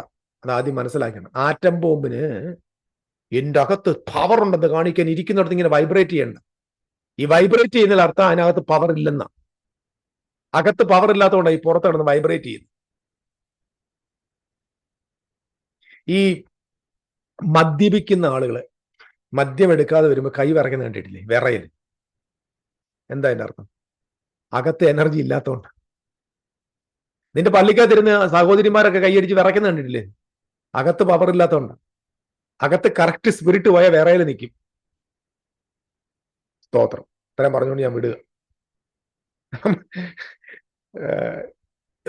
ഞാൻ ചോദിച്ചോട്ടെ, ഞാൻ വേറൊരു കാര്യം പറയാം. ഇപ്പം നമ്മുടെ ഇടയിൽ ഈ ഒരു ഗ്രൂപ്പ് ഉണ്ടായിരുന്നല്ലോ, ഫയർ വിങ്സ് എന്ന് പറഞ്ഞ സഹോദരന്മാരല്ല എൻ്റെ കൂട്ടുകാരെ കേട്ടോ. അവിടുത്തെ ഒരു പരിപാടിയുണ്ട്. കാലെ പിടിക്കുക, കസേര എടുത്തുകൊണ്ട് ഓടുക, ഉദ്ദേശിമാരുടെ കാലെ പിടിക്കുക, കെട്ടി പിടിക്കുക, ഉടുപ്പ് കീറുക, ഉദ്ദേശി ഇങ്ങനെ ആരുടെ വേർപ്പ് ആ വേർപ്പ് തൂക്കുന്ന കർച്ചീഫ് എടുത്തുകൊണ്ട് ഓടുക, തലകുത്തി മറിയുക, എന്തൊക്കെ വൃത്തികേട് കാണിക്കും എല്ലാം കാണും. എന്തോ അഭിഷേകമോ? കത്തുക.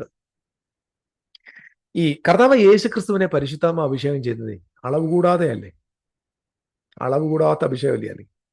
ഈ അളവ് കൂടാത്ത അഭിഷേകം ഈ യോർദാൻ നദിയില് വന്നപ്പോ അത് നമ്മുടെ ഈ ഫയർ വിങ്സുകാർ കാണിച്ച പോലെ ആയിരുന്നെങ്കിൽ ഉള്ള അവസ്ഥ പറഞ്ഞു. അവിടെ നിൽക്കുന്ന യോഹന്നാൻ യേശു ക്രിസ്തുവിന്റെ അഭിഷേകം. യേശു ക്രിസ്തു എന്തിനെ വെള്ളത്തിലോട്ട് അങ്ങോട്ട് മുങ്ങി ഓടിച്ചെന്ന് അടി കൂടെ പോയി യോഹന്നാന്റെ കാലെ പിടിച്ച് അങ്ങ് പൊക്കി തോളെ വെച്ചിട്ട്, ഇല്ല നമ്മുടെ ഇവിടെ ഉപദേശിമാർ അങ്ങനെയാണല്ലോ, തോളെ വെച്ചിട്ട് അവിടെ കിടന്ന് വെള്ളത്തിൽ കിടന്ന് ചാടി മറിഞ്ഞ് കുഴിഞ്ഞ് ബാൾട്ടി അടിച്ച്. യേശു അതെന്തെങ്കിലും ചെയ്തോ? അളവ് കൂടാതെ ആത്മാവിനെ പകർന്നിട്ട് യേശു യോർദാൻ നദി തലയും കുത്തി മറിഞ്ഞ് യോഹന്നാനെ എടുത്ത് തോളെ വെച്ചുകൊണ്ട് നടന്നോ? അപ്പൊ നിങ്ങൾ നിങ്ങളുടെ ചർച്ചിൽ കാണിക്കുന്ന ഇതെന്താ സംഭവം? ഇത് മന്ത്രവാദം എന്നേ ഞാൻ പറയത്തുള്ളൂ. ഇത് പരിശുദ്ധാത്മാവല്ല. ഈ കൂത്ത് കാണിക്കാൻ, ഈ തലയും കുത്തി മറിയുന്ന കാണിക്കാൻ പരിശുദ്ധാത്മാവിന്റെ ആവശ്യമില്ലെന്നേ. ആ ബാറിൽ പോയി നീ ഇച്ചിരി ചാരായം വാങ്ങിച്ചു കുടിച്ചാൽ ഇതിനപ്പുറത്ത് നീ തലയെ കുത്തി മറിയും. ഈ തലയെ കുത്തി മറിയുന്ന യുവമാരോട് പോയി ചോദിച്ചു, നിന്റെ ജീവിതത്തിൽ വല്ല മാറ്റം ഉണ്ടോ എന്ന് ചോദിച്ചു. ഇത് വ്യാജമാണ്. കൃത്യമായ പരിശുദ്ധ റൂഹയുള്ള ഒരാൾ ഒന്ന് അവന്റെ ജീവിതത്തിൽ അവൻ ജീവിതത്തെ സൂക്ഷിക്കും, ജീവിതത്തിൽ തെറ്റുകൾ വന്നാൽ ക്രമീകരിക്കും, സൗമ്യതയും സ്നേഹവും കരുതലും ദൈവത്തിന്റെ സ്വഭാവം വെളിപ്പെടുത്താൻ തുടങ്ങും. പരിശുദ്ധാത്മാവെന്നാ അതിന്റെ അർത്ഥം. അല്ലാതെ ബഹളം വെക്കുന്ന ആത്മാവെന്നല്ല, തലകുത്തി മറിയുന്ന ആത്മാവെന്നല്ല. കസേര എടുത്ത് ഇരിക്കേണ്ട കസേര എടുത്ത് തലയുടെ പുറത്ത് വെക്കുന്ന ആത്മാവെന്നല്ല അതിന്റെ അർത്ഥം. Holy spirit to make you holy, holy unto the Lord, separating you for the purpose of God. That is the Holy Ghost. ഞാൻ നിർത്തുക, ഞാൻ മുമ്പോട്ട് അവസാനിപ്പിക്കാം. അപ്പം ഇത് ഇസബേല് എന്ന് പറയുന്ന വിഷയത്തെക്കുറിച്ച് പറയുന്നു. അത് ഞാൻ ഓപ്പണായിട്ട് പറഞ്ഞു, ബിവെയർ ഓഫ് ഇറ്റ്. ഈ നാളുകളിൽ നിങ്ങളുടെ ജീവിതകാലം തീരുന്നതിന് മുമ്പെങ്കിലും സത്യം മനസ്സിലാക്കി ഈ കരവിട്ടപ്പുറത്ത് പോകാൻ ശ്രമിക്കുക. ദൈവം എല്ലാവരെയും അനുഗ്രഹിക്കട്ടെ. ഞാൻ ആ ഭാഗം വിടുക. ഓക്കെ, അപ്പം നിങ്ങൾ മനസ്സിലാക്കിയോ ഇസബേലിനെ എന്തുകൊണ്ടാണ് അവിടെ കമ്പയർ ചെയ്തിരിക്കുന്നത്? Because it's connected with juice. ഞാൻ വരാൻ പോകുന്ന കഷ്ടത്തിൽ നിന്ന് വിടുവിക്കുമെന്ന് കർത്താവ് തീരെ സഭയ്ക്ക് അറിയിപ്പ് കൊടുക്കുന്നു. ആലയത്തിൽ ഇത് is talking about the temple destruction and the great tribulation is going to happen in Jerusalem. മത്തായിയുടെ സുവിശേഷം 24-ാം അധ്യായത്തിൽ യേശു ക്രിസ്തു പറഞ്ഞ കാര്യമാണ്. ഇതെല്ലാം ഞാൻ ആ ഭാഗത്ത് വായിച്ചിരുന്നു. മാനസാന്തരപ്പെട്ടില്ലെങ്കിൽ ഇസബേലിനും അവളുമായിട്ട് വ്യഭിചാരം ചെയ്ത വ്യക്തികളെ കഷ്ടത്തിലേക്ക് തള്ളിയിടുമെന്ന് യേശു ക്രിസ്തു പറയുന്നു. അതിന്റെ അർത്ഥം യെരൂശലേമിന് എന്താ സംഭവിക്കാൻ പോകുന്നത്? ഇസബേലിന് സംഭവിച്ചതുപോലെ തന്നെയുള്ള ന്യായവിധി യെരൂശലേമിന് സംഭവിക്കുമെന്ന് കർത്താവ് പറയുന്നു. ഞാൻ ഹൃദയങ്ങളെയും മനസ്സുകളെയും പരിശോധിക്കുന്നവരാണെന്ന് പറഞ്ഞു എല്ലാ സഭകളും അത് അറിയുമെന്ന് പറയുന്നു യേശു ക്രിസ്തു. യെരൂശലേമിന്റെ നാശത്തിനെ കുറിച്ചുള്ള മുന്നറിയിപ്പുകൾ വീണ്ടും വീണ്ടും തന്റെ സഭകൾക്ക് നൽകുന്നതായിട്ട് കാണാൻ പറ്റും. ഈ സാത്താനെ കുറിച്ച് വെളിപ്പാടിൽ പലയിടത്തും സാത്താനെ കുറിച്ച് പലയിടത്തും പറയുന്നുണ്ടല്ലേ. സത്യത്തിൽ ഒരു ഇൻഡിവിജ്വൽ പേഴ്സണെ കുറിച്ച് അല്ലാതെ പറയുന്നത് കോർപ്പറേറ്റ് ബോഡിയെ കുറിച്ച് is talking about the Jewish community. ക്രിസ്തുവിന്റെ സുവിശേഷത്തെ എതിർക്കുന്ന പല ഗ്രൂപ്പുകൾ അന്ന് ദൈവരാജ്യത്തിന് വിരുദ്ധമായി അണിനിരന്നിരുന്നു എന്ന് നമുക്കറിയാൻ പറ്റും. അവരെ സാത്താന്റെ പള്ളി എന്ന് വിളിക്കുന്നുണ്ട്, സാത്താന്റെ ആഴങ്ങൾ എന്ന് വിളിക്കുന്നുണ്ട്. ഇവയെക്കുറിച്ചൊക്കെ നമുക്ക് വെളിപ്പാട് പുസ്തകത്തിൽ ആരെ കാണാം. ഇത് ഒരിക്കലും വീണുപോയ ദൂതനൊന്നുമല്ല. വീണുപോയ ദൂതൻ എന്ന് പറയുന്നൊരു കെട്ടുകഥയാണ്. ഞാൻ വീണ്ടും പറയുന്നു, അത് വെറും കളിക്കൊടുക്ക കഥയാണ്. സാത്താൻ എന്ന് പറഞ്ഞ ഇവിടെ ആക്ച്വലി ദൈവത്തിന് വിരുദ്ധമായി നിൽക്കുന്ന ജൂയിഷ് കമ്മ്യൂണിറ്റി, അവരുടെ സിനഗോഗ്, ഇതിനെക്കുറിച്ചാണെന്നുള്ള കാര്യങ്ങൾ നിങ്ങൾ മറന്നു പോകരുത്. രണ്ടാമത്തെ കൊരിന്ത്യ ലേഖനം 11-ാം അധ്യായത്തിൽ അപ്പോസ്തലനായ പൗലോസ് പറയുന്നുണ്ട്, സാത്താൻ താനും വെളിച്ച ദൂതന്റെ വേഷത്തിൽ കടന്നു വരുന്നുണ്ട്. അപ്പം സാത്താൻ എന്ന് പറഞ്ഞത് കള്ള അപ്പോസ്തലന്മാരായി, കള്ളപ്രവാചകന്മാരായി, ക്രിസ്തുവിന്റെ സഭയെ ഉപദ്രവിക്കുന്നവരായി, അപ്പോസ്തലനായ പൗലോസ് തന്നെ പറയുന്നത് തന്നെ ഉപദ്രവിക്കുന്ന ആളുകൾ വേഷം കെട്ടി വരുന്നുണ്ട്. അത് യഹൂദന്മാർ തന്നെയാണ്, അല്ലാതെ വീണുപോയ ലൂസിഫർ അല്ല എന്ന കാര്യം കൂടെ ഓർമ്മപ്പെടുത്തും. ഓക്കെ, ഇങ്ങനെ തുയതൈര സഭയുടെ ഒരു വിശ്വസ്ത ശേഷിപ്പിനെ കുറിച്ച് ഞാൻ വരുന്നതുവരെ പിടിച്ചു നിൽക്കുവാൻ ആവശ്യപ്പെടുന്നു. അതൊരു ഒരു ഒരു ഒരു ഒരു ഒരു റെമനന്റ് എപ്പോഴും ദൈവസഭകൾക്കകത്തൊന്നും ഉണ്ടായിരുന്നു എന്നത് നിങ്ങൾ മറക്കരുത്. ജയിക്കുന്നവർക്ക് കർത്താവ് നൽകുന്ന വാഗ്ദത്തം ഇങ്ങനെയാണ്, ഇരുമ്പ് തണ്ടുകൊണ്ട് ഞാൻ ജനതയെ ഭരിക്കും. അവിടെ എങ്ങനെയാണ് കൊടുത്തിരിക്കുന്നത് നോക്കി. ജയിക്കുകയും ഞാൻ കൽപ്പിച്ച പ്രവർത്തികൾ അവസാനത്തോടെ അനുഷ്ഠിക്കുകയും ചെയ്യുന്നവൻ എൻ്റെ പിതാവ് എനിക്ക് തന്നതുപോലെ ജാതികളുടെ മേൽ അധികാരം കൊടുക്കും. Talking about judgement, ruling authority over the nations എന്ന് കാണാനായിട്ട് പറ്റും. ഓക്കെ, ഇവിടെ ഇരുമ്പ് തണ്ടുകൊണ്ട് ജനതയെ ഭരിക്കും. ഇത് നമ്മൾ സങ്കീർത്തനം 2 കാണാൻ പറ്റും. അത് ഈ ഭരണാധികാരം ക്രിസ്തുവിൻ്റെതാണ്, ഇരുമ്പ് തണ്ടുകൊണ്ട് ഭരിക്കുന്നത്. അത് അവന്റെ വിജയികളായ ജനങ്ങളുമായി പങ്കിടുന്നു എന്ന് കാണുമ്പോൾ ഞാൻ ചെയ്യുന്ന പോലെ നിങ്ങളും പങ്കിടുമെന്നാണ്. വാസ്തവത്തിൽ എന്താ ഈ നേഷൻസിനെ പാത്രം പോലെ തകർക്കുമെന്ന് പറഞ്ഞത്? ദാനിയേൽ പ്രവചനം 2-ാം അധ്യായത്തിൽ നമുക്കത് കാണാൻ പറ്റും. വീട് കൈകൊണ്ട് തൊടാത്തൊരു കല്ല് വന്ന് ബിംബങ്ങളെ തകർത്ത് തച്ചുടയ്ക്കുന്നു. അതെന്ത് ചെയ്യുന്നു? മൺപാത്രം പോലെ ഉടഞ്ഞു പോകുന്നതായിട്ട് കാണാൻ പറ്റും. നിത്യമായ ഒരു രാജ്യം സ്ഥാപിക്കപ്പെടുമ്പോൾ മാനുഷ്യ രാജ്യങ്ങൾ തകർക്കപ്പെടുന്നു എന്നുള്ളത് സുവിശേഷത്തിന്റെ പവറാണ്. ഇന്നും തന്റെ വിശുദ്ധന്മാർക്ക് അധികാരമുണ്ട്. ഇരുളിന്റെ സാമ്രാജ്യത്തെ തകർത്ത്, മാനുഷിക സാമ്രാജ്യങ്ങളെ തകർത്ത്, മാനസിക സാമ്രാജ്യങ്ങളെ തകർത്ത്, ഡേർട്ടായിട്ടുള്ള വിക്കറ്റ് സാമ്രാജ്യങ്ങളെ തകർത്ത് യേശുക്രിസ്തുവിന്റെ സാമ്രാജ്യം മുന്നോട്ട് പോയിക്കൊണ്ടിരിക്കുന്നു. സത്യത്തിൽ ഒരു ദൈവ പൈതലിന്റെ കയ്യിൽ തമ്പുരാൻ നൽകിയിരിക്കുന്നത് തൂവൽ കൊണ്ടുള്ള ഒരു വടിയല്ല, ഇരുമ്പ് തണ്ടാണ്. When you speak the gospel you are breaking every human kingdom. Still today is going on. അവസാനമായിട്ട് പറഞ്ഞ വേറൊരു കാര്യം കൂടെ ഉണ്ട്. ഞാൻ അവന് ഉദയനക്ഷത്രം കൊടുക്കും. നിശ്ചയമായിട്ടും ഇത് 2 പത്രോസിലെ 1-ാം അധ്യായത്തിൽ പറയുന്നുണ്ട്. ഉദയനക്ഷത്രം നിങ്ങളുടെ ഹൃദയങ്ങൾ ഉദിക്കും വരെ ഈ പ്രവചനവാക്യങ്ങൾ അധികം സൂക്ഷ്മമായി കരുതിക്കൊള്ളുവാൻ ആവശ്യപ്പെടും. ഉദയനക്ഷത്രം നമ്മുടെ കർത്താവായ ക്രിസ്തുവിന്റെ സെക്കൻഡ് കമ്മിങ്ങുമായി ബന്ധപ്പെട്ടാണ് ഒരു പുതിയ യുഗം ആരംഭിക്കാൻ പോകുന്നു. ഉദയനക്ഷത്രം ഒരു പുതിയ പ്രഭാതം ആരംഭിക്കാൻ പോകുന്നു. ഇരുൾ തീരാറായി പുതിയ യുഗം ആരംഭിക്കാൻ പോകുന്നു. ക്രിസ്തുവിന്റെ യുഗം ആരംഭിക്കാൻ പോകുന്നു. ഉദയനക്ഷത്രമായവൻ പ്രകാശമായി വെളിപ്പെടുവാൻ പോകുന്ന ഉദയനക്ഷത്രം കർത്താവായ ക്രിസ്തുവാണ്. ക്രിസ്തുവിന്റെ യുഗം വരാൻ പോകുന്നു എന്ന് തുയതൈര സഭയ്ക്ക് കൊടുക്കുക മെസ്സേജ്. ഞാൻ വളരെ സിമ്പിളായിട്ട് പറഞ്ഞു പോകുന്നു. നിങ്ങൾക്ക് ആത്മാർത്ഥമായി ദൈവവചനം പഠിക്കാൻ ആഗ്രഹമുണ്ട്, just meditate on this words. God will give you more and more. ഉദയനക്ഷത്രം, പ്രഭാത നക്ഷത്രം ഒരു പുതിയ ഉടമ്പടി യുഗത്തിന്റെ ആരംഭവും ക്രിസ്തുവിന്റെ രാജ്യത്തിന്റെ വെളിപ്പെടുത്തലുമായി ബന്ധപ്പെട്ടിരിക്കുന്നു. ജയിക്കുന്നവന് ഉദയനക്ഷത്രം നൽകുമെന്ന് ഇവിടെ ദൈവം സഭയ്ക്ക് ദൂത കൊടുക്കുകയാണ്. ദൈവിക മഹാപുരോഹിതനും ന്യായാധിപനുമായ ക്രിസ്തു, അവന്റെ അഗ്നിയുള്ള കണ്ണുകൾ, വെങ്കല ചുട്ടുപഴുത്തതുപോലെയുള്ള കാൽപാദങ്ങൾ, അവന്റെ ജനത്തിന്റെ സഹിഷ്ണുത കണ്ട്, വിശ്വസ്തത കണ്ട് അവരെ അവിടുന്ന് വേർപെടുത്തുന്ന മഹാദൈവമായി, വരുവാനുള്ള ന്യായവിധിയിൽ നിന്ന് അവരെ വിടുവിക്കുന്ന മഹാരാജാവായി നമ്മുടെ കർത്താവ് ഈ സഭയിൽ വെളിപ്പെട്ടിരിക്കുന്ന കാര്യങ്ങൾ നിങ്ങൾ മറക്കരുത്. അവസാനമായ ഒരു കാര്യം കൂടെ ഞാൻ പറഞ്ഞു. ക്രിസ്തു അവരുടെ അധ്വാനം ഓർക്കുകയും അവരുടെ അവകാശം സംരക്ഷിക്കുമെന്നും കൈകൊണ്ട് നിർമ്മിക്കാത്ത പുതിയ ഉടമ്പടിയുടെ ദേവാലയത്തിലെ മഹത്വത്തിലേക്ക് അവരെ പൂർണ്ണമായി കൊണ്ടുവരുമെന്നും അറിഞ്ഞുകൊണ്ട് ആ വരവ് വരെ സഹിച്ചു നിൽക്കുവാൻ, വിശ്വസ്തമായി നിൽപ്പാൻ സഭയെ യേശു ക്രിസ്തു വിളിക്കുന്നു. Thank you Lord. ദൈവം എല്ലാവരെ അനുഗ്രഹിക്കട്ടെ. വ്യാജമായതിൽ നിന്ന്, തിന്മയായതിൽ നിന്ന്, അശുദ്ധമായതിൽ നിന്ന് ഒഴിഞ്ഞു നിന്ന് ഇന്നും ഒരു ന്യൂ ടെസ്റ്റമെന്റിന്റെ വ്യവസ്ഥയിലും ഇതേ കാര്യം നമ്മളും ആവർത്തിക്കേണ്ടതുണ്ട്. വ്യാജമായത് ഇഷ്ടം പോലുണ്ട്, ദൈവത്തിൽ നിന്ന് അകന്നു പോകുന്നതുണ്ട്, മാനുഷികമായതുണ്ട്, മാനുഷിക സാമ്രാജ്യങ്ങളുണ്ട്, ഭൗതിക സാമ്രാജ്യങ്ങളുണ്ട്.